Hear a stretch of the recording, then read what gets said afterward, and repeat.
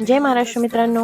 अमेरिकेत आल्यापासून मी बऱ्याच गोष्टी ट्राय केल्या. त्यातील एक गोष्ट म्हणजे हा फ्रोझन पिझ्झा. वॉलमार्टमध्ये असे बरेच रेडी टू बेक ऑप्शन्स मिळतात. त्यामुळे आम्ही सुद्धा पहिल्यांदाच हे ट्राय करण्याचं ठरवलं.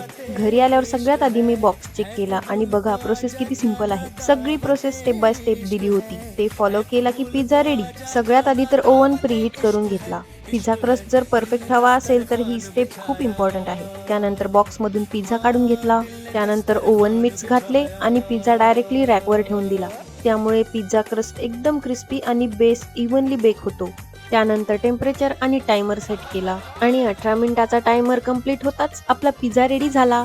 मस्त गोल्डन क्रस्ट आणि मेल्टेड चीज. पिझ्झा खूप गरम होता त्यामुळे पटकन प्लेटमध्ये ठेवून दिला. गरम गरम पिझ्झाचा वास एवढा मस्त येत होता की लगेचच टेबलवर पिझ्झा खाण्यासाठी सर्व करून घेतला. त्यानंतर पिझ्झा कटरने स्लायसेस कट करून घेतले. त्यावर भरपूर सारं चिली फ्लेक्स आणि सीझनिंग टाकून घेतलं आणि पिझ्झा खाण्यासाठी रेडी.